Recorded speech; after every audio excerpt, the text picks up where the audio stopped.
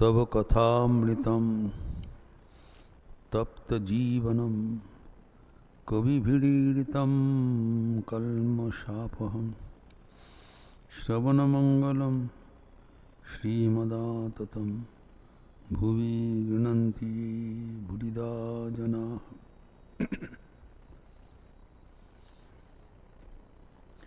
Let us resume our discussion on Sri Ramakrishna's spiritual discourses with his intimate devotees at the house of Girish Chandra Ghosh in North Kolkata, where Sri Ramakrishna halted on his way to Star Theatre to witness the drama on Vrishaketu, a Puranic drama, Natak, based on the son of Data Karna, Vrishaketu. That how Karna, in order to hold the norm of charity, Data Karna, even sacrificed his wife and children. And here there is some spiritual discussions were held among the intimate devotees, and the topic was that who's qualified to realize God. The qualification criteria for God realization, very important matter concerning all of us. This appears in the 5th volume of the original Bengali presentation, Sri Sri Ramakrishna Kathamrita, under 17th chapter, 517.2, and under chapter 2, under volume 2, and chapter 107 in the Hindi translations, Sri Ramakrishna Bachanamrit, 207.2, and under chapter 32 of the chronologically presented English rendering, the Gospel of Sri Ramakrishna. And the date was 25th of February 1885, following the public celebration, birthday celebration of Sri Ramakrishna at Dakshineshwar. Sri Ramakrishna advised the brother of Girish Chandra Ghosh, it is their house where Sri Ramakrishna went. His name was Atul Chandra Ghosh, and he was an advocate in Calcutta High Court. In the Bar Association he was a member, and Sri Ramakrishna advised him the practical spiritual life, permitting him to do both his worldly pursuits, being a lawyer, and also augmented with spiritual discipline. And addressing Atul, Sri Ramakrishna said, Tumra yo karo, o karo. You do this and that both. You matlab, the householder devotees, you are permitted to continue your worldly duties, and also after discharging your worldly commitments, you also fulfill your life with some thought of God's and the spiritual disciplines. It should be a balanced combination of work and worship. There is your way of spiritual journey. Now, in this one neighbor was present. Now, he was from higher caste, Brahman. Now, usually the Brahmins have some superiority complex. They feel that God realization is restricted to the Brahmins only. This is their hereditary, that complex. So this matter is extremely important and more relevant in today's strife amidst the caste policies, caste system. जात पात का जो विद्वेष है, इसके आधार पर ये चर्चा बहुत ही प्रासंगिक है.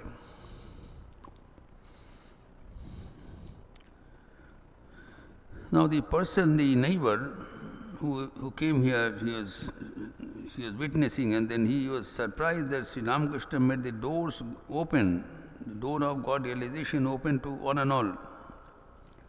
Now this is something unusual, especially in those days, where the orthodoxy was to the supreme, whereas the large number of people who became totally frustrated about these orthodox nitty-gritties, and they started becoming Christians, changed their religion. Now, in view of that, Sri Ramakrishna came and upheld the traditional values and ideas of our ancient religion. And he proclaimed Jitne mat utne pat, the harmony of religions.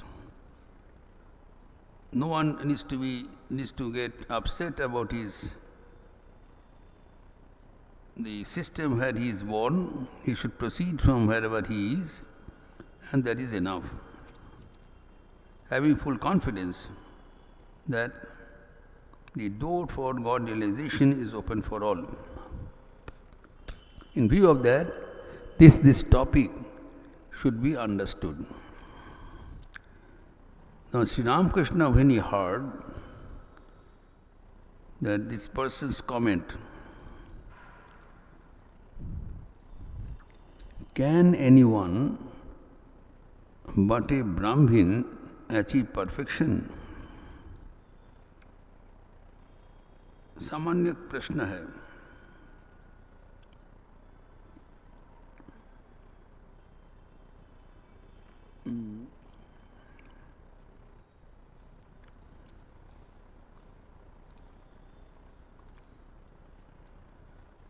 क्या ब्राह्मण न होने पर मनुष्य सिद्ध होता है?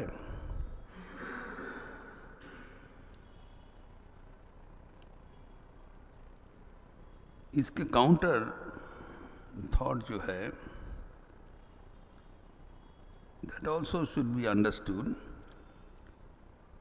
क्या ब्राह्मण होने पर ही सिद्ध बन जाता है? To be understood. प्रश्न जो किया है, क्या ब्राह्मण नहीं होने से सिद्ध होता है? इसको रिजोल्यूशन होना चाहिए. और ये भी समझना चाहिए, क्या ब्राह्मण होने पर ही सिद्ध बन जाएगा? What is the criterion of God realization? भगवान दर्शन करने के लिए क्या योग्यता चाहिए? ये निर्णय होना चाहिए. This has to be understood. What has to be done? Is hereditary a benefit or an impediment for God realization?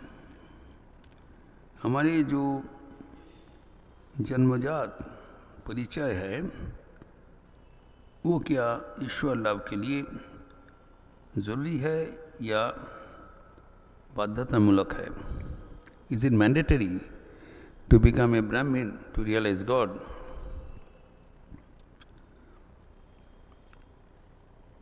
Now, how this question has come? The question has come because our social system is traditionally based on the varnashram, Chatur Varna and Chaturashram based. Chaturvarna means 4 castes. Brahman, Kshatriya, Vaishya, Shudra. And Chaturashram is Brahmacharya, Garastha, Banprastha, Sannyas. Now these 4 varnas, Bhagavan says in the Bhagavad Gita, Chatur Varnam Maya Srishta, Puravacha Prajapati. तो ये जो वर्णाश्रम का विभाजन स्वयं भगवान का सृष्टि है और ये हमारे जो सामाजिक नीति के ऊपर आधारित है. It is based on the social structure.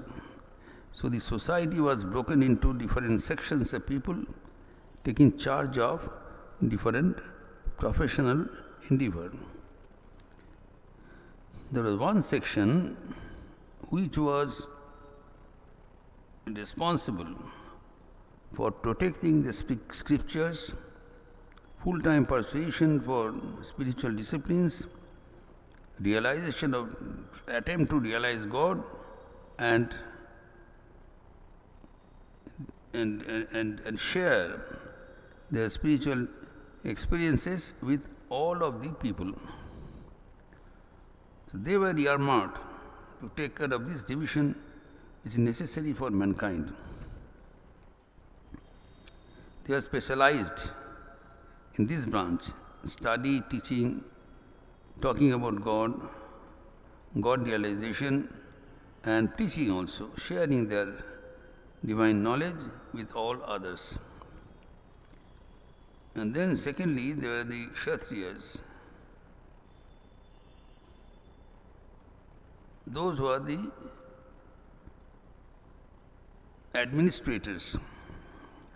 They will do the management of the society, they will be monarchs, the enforcement of rules and regulations, and running of this society in a disciplined manner. Maintain law and order and everything. Thirdly, the traders class, Vaishya, those who take care of the commercial aspect of the society,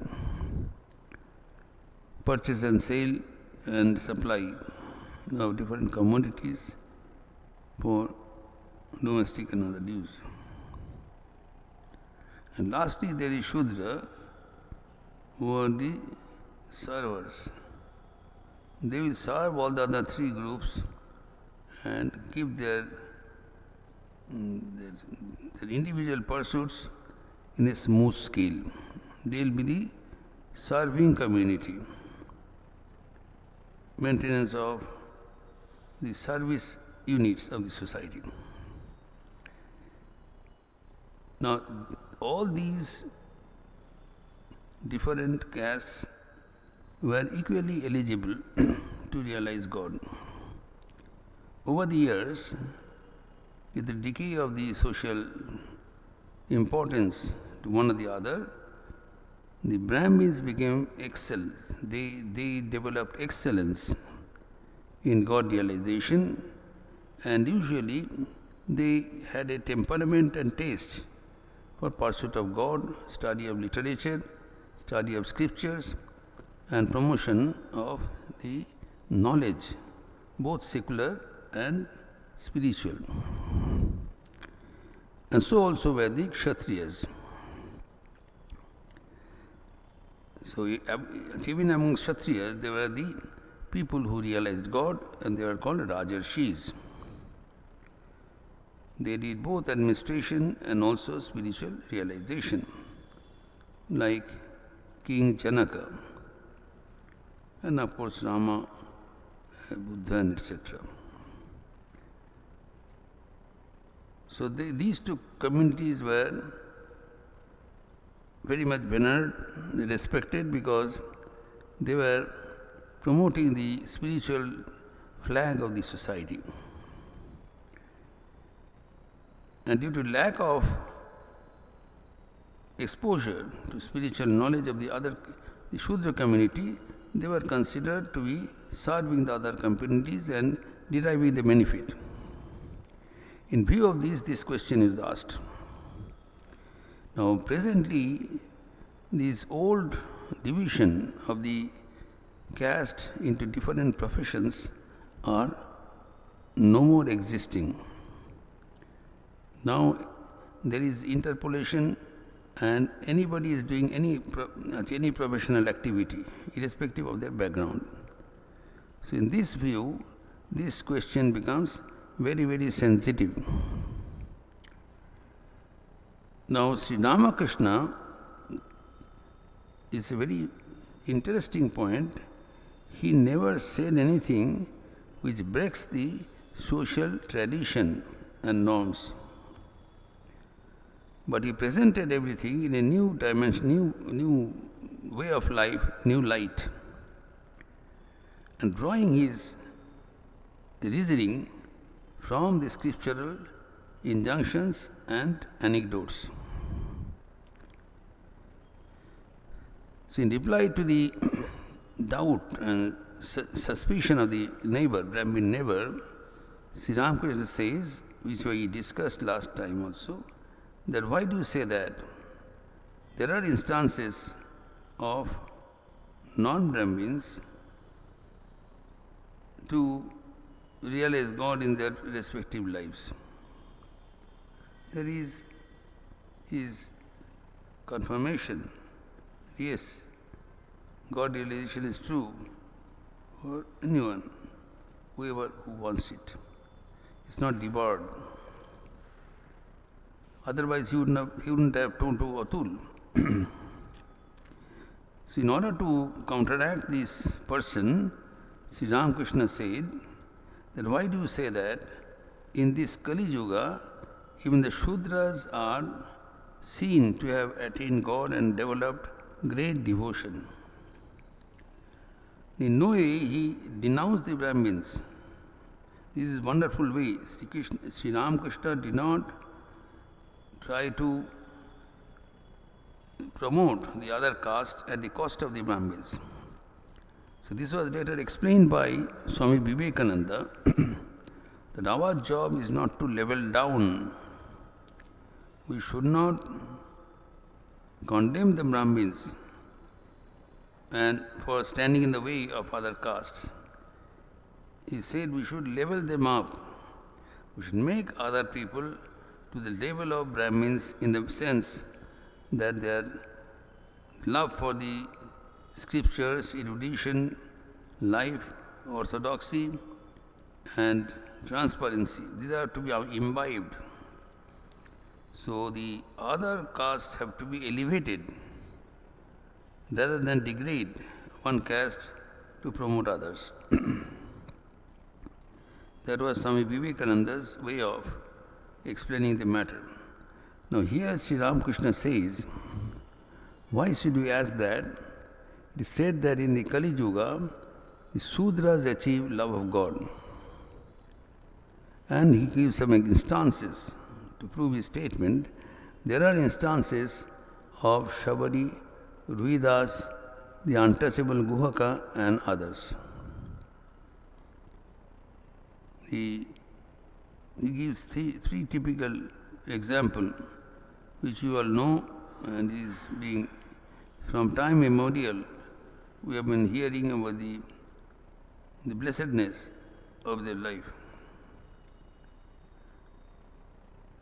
Now here, Sri Ramakrishna is citing the example of Shabari, Vedas, and Guhak Chandal. The Shabari's Upakhyan we discussed last class, that Shabari being coming from a Shudra family, she realized God and she had the vision of Ramachandra and attained perfection and also attained liberation. Now it's a very interesting story that Shabari was a devoted person born in a higher caste. Shabari was born in a higher caste, and she wanted with a female form, and she wanted to realize God. And she was a very affluent lady with a enormous beauty around her, and she wanted to realize God.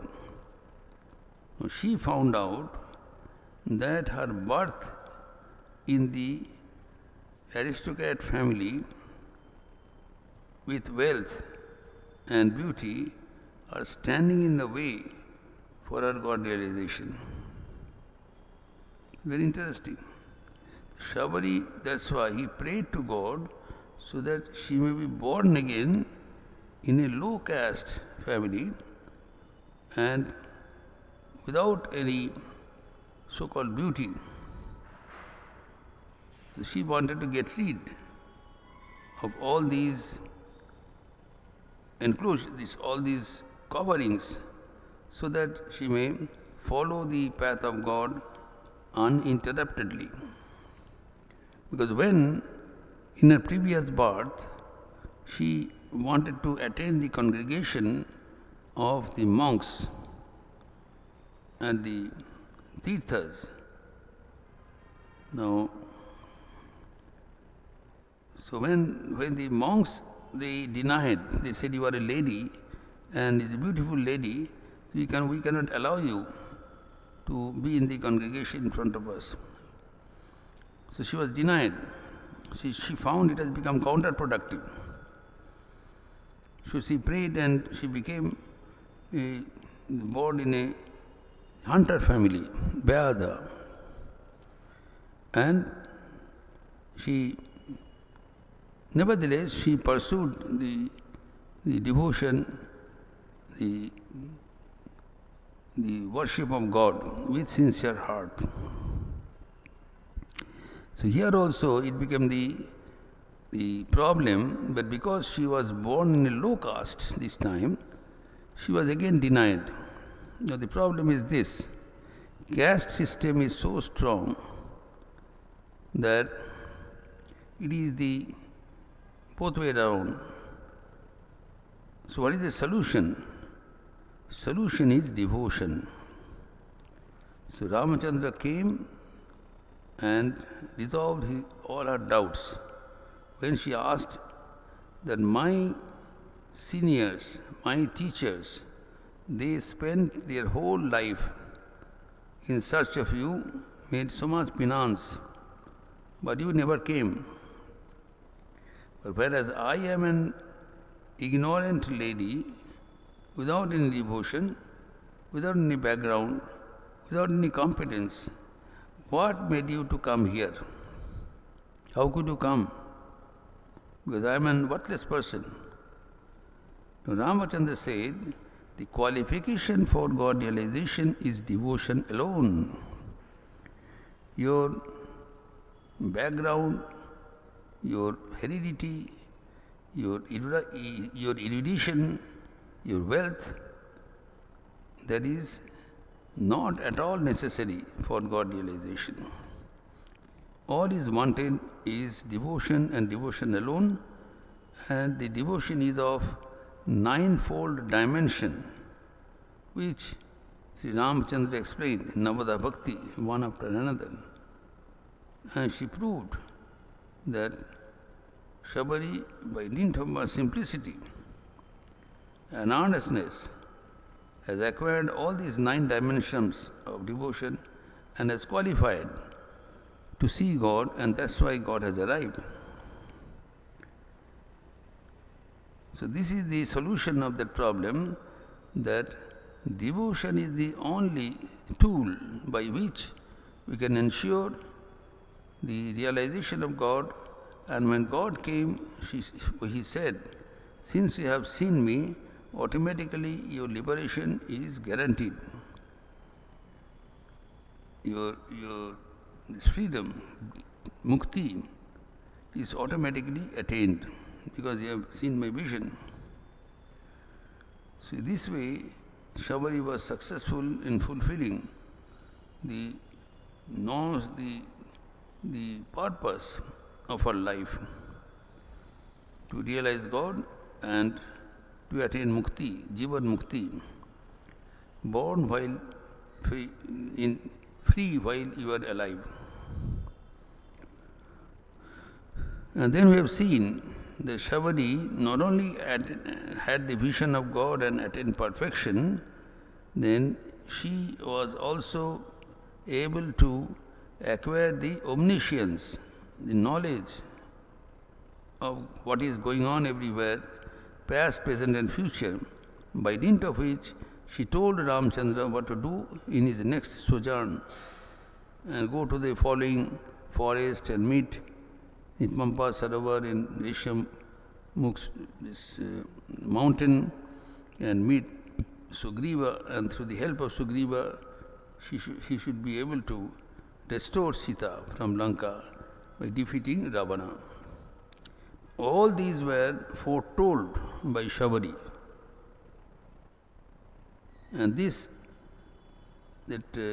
occult power, supernatural power, she developed by devotion and devotion alone. And there, Sri Ramchandra remarked that for attaining vision of God, even the human birth is not necessary. Even if one is born in Tirjak Yoni, in subhuman form, it is possible for that jiva to be in touch with God.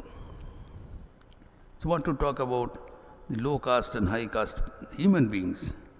Even subhuman creatures can realize God if he has devotion, pure devotion to God. How that is possible, that we have seen Swami Hanumanji. Hanumanji has formerly the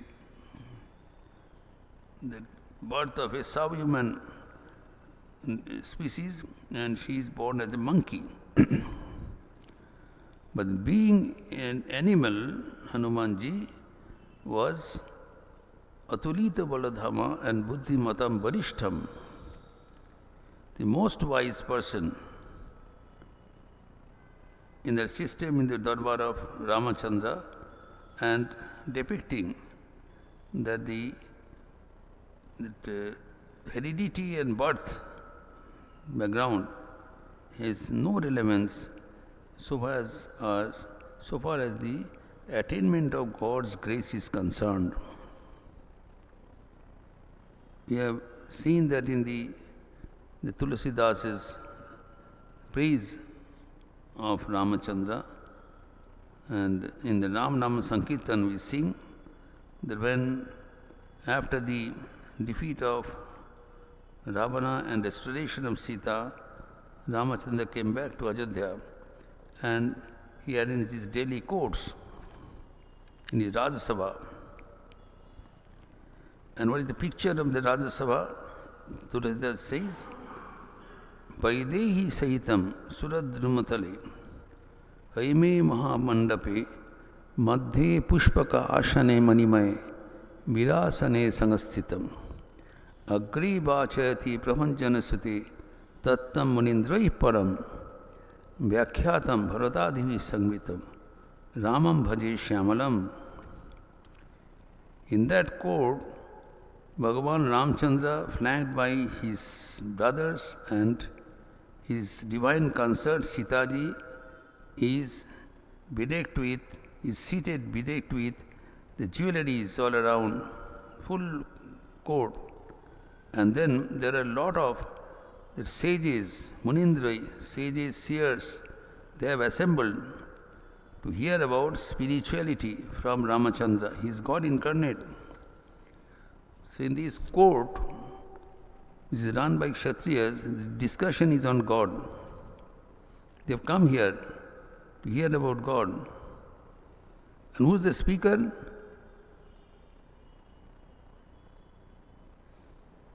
Virasane Sangashthitam. Agre Bachayati Prapanjana Suti. At the forefront, that Pavanasutta Hanuman is seated, and he is explaining the scriptures. He is the teacher. He is proclaiming because he is the wisest person around, being a monkey. And he is raising different topics and doubts which is being dissolved by no other than Ramachandra himself. This is the stuti we do in Nam Nam Sankirtan. That stuti is enough to tell us about this qualification for God realization. He is much less a Shudra, he is an animal, but he is in the forefront. He is explaining, and who is hearing? They are the Munindra. They are the great scholars, great seers, saints and seers. They are the students, they are hearing, and Hanumanji is explaining. Because it is Buddhimatam Varishtham, he is the greatest. Not only by way of service and devotion, how did he get it? What was the secret? Well, he never had any university education, no training, by devotion. By devotion, everything is possible. This is the secret of life, you must understand, which was proclaimed once again by Sri Ramakrishna. All is wanted in our life is devotion. And if we can stick to the devotional fervor, then we become successful in life and hereafter. And that is given, is substantiated by some examples, illustrations from our history and the Puranas. Sri Ramakrishna here mentions 3 examples. 2 were from Ramayana itself, Shabari and Guhak Chandal, who also, even being a person born in the Chandal family, he was the hunter family, Guhak Chandal, and they were the Shudras. Guhak Chandal was maintaining this, that is a boatman, that aborigines. But he became friend of Sri Ramachandra, and not only a friend, the most dear friend. And Sri Ramachandra elevated his social status by inviting him to his court on his return to Ajodhya. So these lives have been told, and with this Sri Ramakrishna adds the mention of a recent saint. He is not from Puranas, he is Ruidas. He is from our recent history. Ruidas was born around 15th century, was that contemporary of Guru Nanak. And he was a cobbler. He was preparing shoes, leather, and that was his profession of his father. He was born in that Chamar community, which is considered they are untouchables, even recently. And when there is the derogatory comment to denounce a person, call is a Chamar. Chamar means it is the worst type of person possible. It is a curse. So now, even being born in that family, Vedas not only realized God, he became a guru. And these people are, at those times, and even otherwise, are never considered anything special in the society. They are condemned. They are taken out from the social system. But Vedas proved that his heredity as a born of a Chamar family didn't stand in the way of his God realization. And ironically, he was the disciple of Ramananda. Ironically, his verses were framed the one part of Guru Granth Sahib. In the Sikhism, in Guru Granth Sahib, 41 of his lyrics have been placed and it is uttered, recited in the Gurdwaras even today. These chamars, this own doha. And not only that, his religion is being followed even now. Not only in India, outside. His headquarters is in England. A big, huge, the temple is there, Vedas temple, and lot of followers, even now. And after there is a recent, after 2009, there was a big strife between Sikhism and the Vedas community. And the Sikhs try to claim that these people belong to Sikhism, but they denied. No, we have a difference. Because the Sikhs believe that gurus are there. There cannot be any guru after their Guru Granth.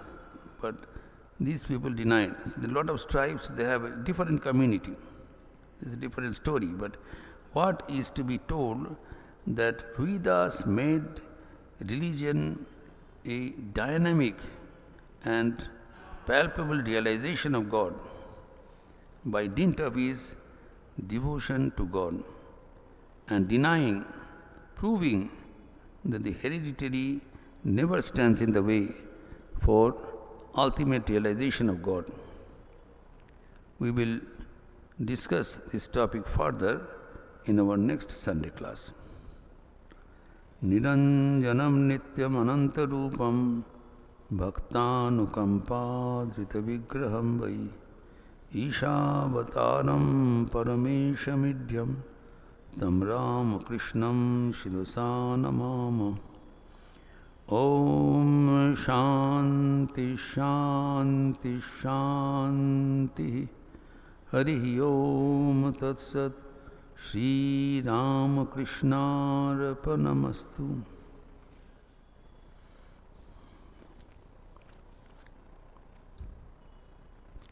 Let us conclude the program with the chanting of the Lord.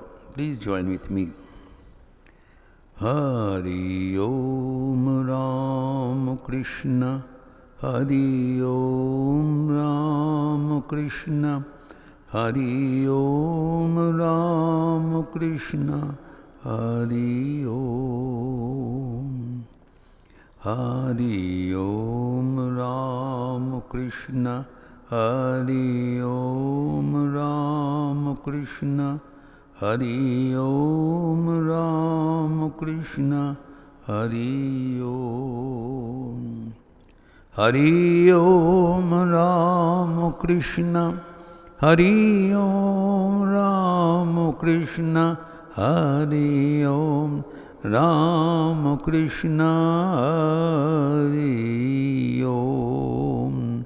Hari Om Ramakrishna, Hari Om Ramakrishna, Hari Om Ramakrishna, Hari Om.